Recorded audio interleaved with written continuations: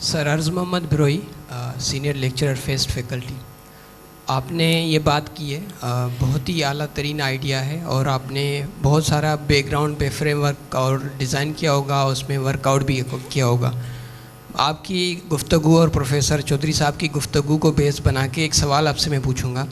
जैसे प्रोफेसर चौधरी साहब ने कहा कि नबी करीम सल्लल्लाहु अलैहि वसल्लम ने किरदार साजी की थी, तो नबी करीम सल्लल्लाहु अलैहि वसल्लम ने जो किरदार साजी की थी वो अबू जहल की स्कूल ऑफ थॉट से हट के अपना स्कूल ऑफ थॉट को बेस बना के की थी, तब ही वो सोसाइटी तरक्की याफ्ता हुई और उसकी असास कुरान हकीम की पहली आयत इकरा बिस्मि रब्बिकल लज़ी खलक है।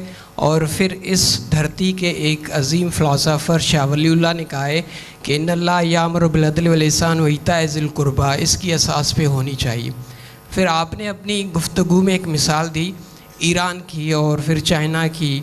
ईरान ने भी रज़ा शाह पहलवी के स्कूल ऑफ थॉट को हटा के अपने स्कूल ऑफ थॉट की बेस पे अपनी समाजी तब्दीली बर्पा करके उस कौम के ख़ित्ते को बेस बना के ज़रूरियात को उसने उस सारी सोसाइटी की डेवलपमेंट की। चाइना ने माओ की क़यादत में बैठ के उसकी उस बादशाही जो स्कूल ऑफ थॉट है उसको ख़त्म करके उसके बाद उसने चाइना की जो है सोसाइटी डेवलप की है। आज भी चाइना की कुल जो पार्लियामेंट्री मेंबर है वो 195 से भी कम है। अब मेरा ये सवाल है, आप जितने भी ये डिवीज़न करेंगे कि किस स्कूल ऑफ थॉट पे करेंगे? क्या मौजूदा जो सोसाइटी हमारी चल रही है उस स्कूल ऑफ थॉट पे करेंगे या फिर इससे हट के किसी स्कूल ऑफ थॉट पे करेंगे? इसमें आप थोड़ी सी रहनुमाई करें।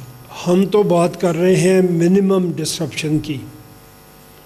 हम में बहुत ज़्यादा ख़राबियाँ नहीं हैं, हम ठीक ठाक सोसाइटी हैं।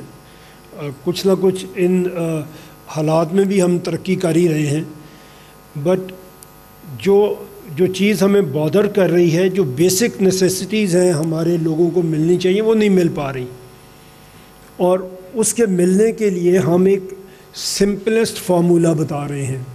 माओ ने चाइना को फ़तह किया था, वो कहाँ से लड़ना शुरू हुआ था और कहाँ तक पहुँचा था और उसने पूरे मुल्क को फ़तह किया था। हमें अल्लाह ने मुल्क दे दिया, कुर्बानियाँ बहुत हुई बट फिर भी कम हुई।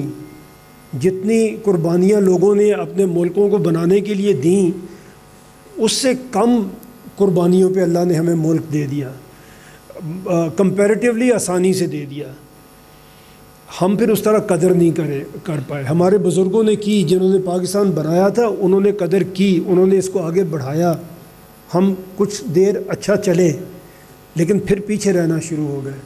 हमारे ख़्याल में हमें लंबी चौड़ी डिसरप्शन की ज़रूरत नहीं है, हमें माओइज़म की ज़रूरत नहीं है, हमें ख़मीनी की ज़रूरत नहीं है। यहाँ पे हमारे ये अगर हम एडमिनिस्ट्रेटिव यूनिट को छोटा करके ले आएँ और अगर हमारी लीडरशिप मिडिल क्लास से बननी शुरू हो जाए तो हमारा मसला हल हो सकता है।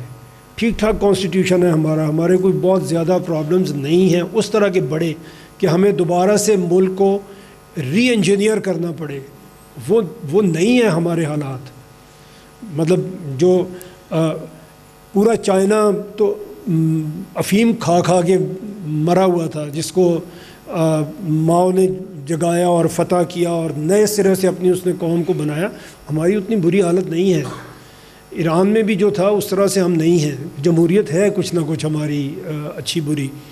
तो इसको आगे लेके जाने की बात करनी है, मिनिमम डिसरप्शन की बात करनी है। अगर आप ज़्यादा डिसरप्शन पे जाएंगे, अगर आप एक बांग्लादेश टाइप पे जाएंगे तो ये जनरेशन भी ज़ाया हो जाएगी, आप भी नहीं आगे बढ़ सकेंगे। फिर दोबारा संभलते संभलते कितनी जनरेशन्स आपकी गुजर जाएंगी। तो मिनिमम डिसरप्शन के साथ ये 1% बार बार मैं कह रहा हूँ, आपकी यूथ जो यूनिवर्सिटीज़ में है ये लीड करे, ये पब्लिक ओपिनियन बनाए और उस पब्लिक ओपिनियन पे ये तब्दीली आए। मैं इनकलाब नहीं कह रहा हूँ, इसीलिए उसके बहुत सारे फिर आगे इनकलाबों के मज़मुरात होते हैं। अगर हम इस तरह की बातें करके तालियां बजा के चले जाएंगे कुछ भी नहीं होगा। इसीलिए हमने ये शुरू किया कि ये आपकी एकेडमिक डिस्कशन है, प्योरली एकेडमिक डिस्कशन है। आप इसे एग्री करें तो इसका हिस्सा बने इस तरह से कि पब्लिक ओपिनियन फॉर्म हो जाए।